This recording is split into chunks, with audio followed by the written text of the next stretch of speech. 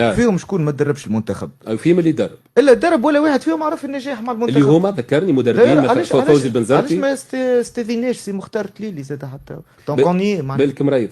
ربي يفرج عليه. مروان خليه عبر. تجني برشا. علاش قلت علاش ما استثنيناش؟ لا هو حقه. لا حقه. خليه عبر الراي، وانا نعرف اللي مكرم بعد باش يكنتر مروان. ما يسالش حقه تفاعلوا باش تكنتير هو. اسمع راهو هذوما الكل اني نحترمهم برشا كاشخاص طبعا. بالعكس واحد كيما فوزي البنزرتي عندي ليه كاريمون علاقه نتاع محبه اكثر من حتى من الاحترام.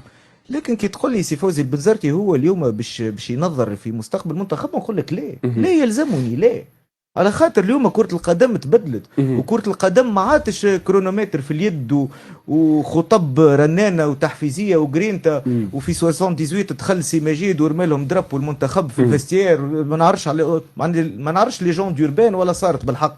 مشيت على روحه الزمان هذاك.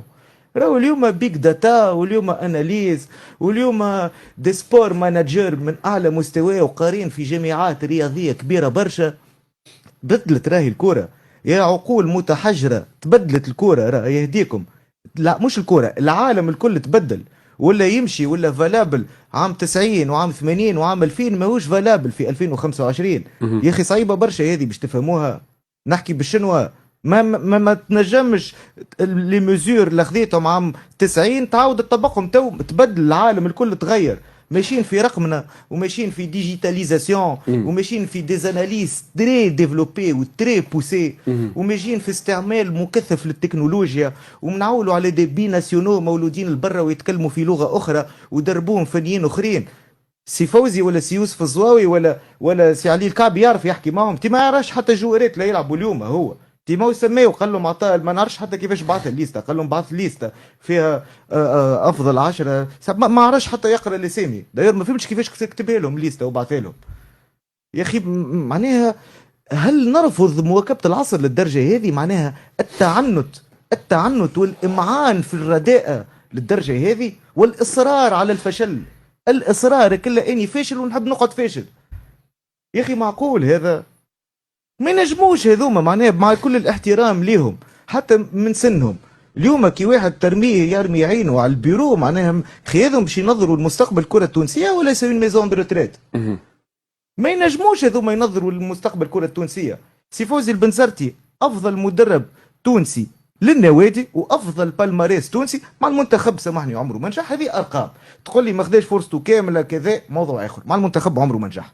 سي يوسف الزواوي مع المنتخب عمره ما نجح وعنده زوز خيبات امل كبيره. صحيح يحكيوا برشا على 94 فما ساعه ال 84 الا كلا ولا 85 كلا 7 من عند الجزائر اللي روتور 4 في الجزائر و3 في المنزه ولا العكس. معناها الخيبه وراء الخيبه. وشكون ثالثهم؟ سي خالد حسني اللي كيف نحترمه برشا وعملت معه حتى بلاتو او اثنين وراهو بالحق الكل نحبهم في اشخاصهم. اما باش يجيو هما ينوتراس مستقبل الكره التونسيه لا. المستقبل تجاوزهم هما بيدهم. خالد حسني اللي زاد على الميدان عمره ما نجح كمدرب. خالد حسني ينظر في البلاتوات ونسمعوا واستمتعوا بالاصغاء اليه زاد.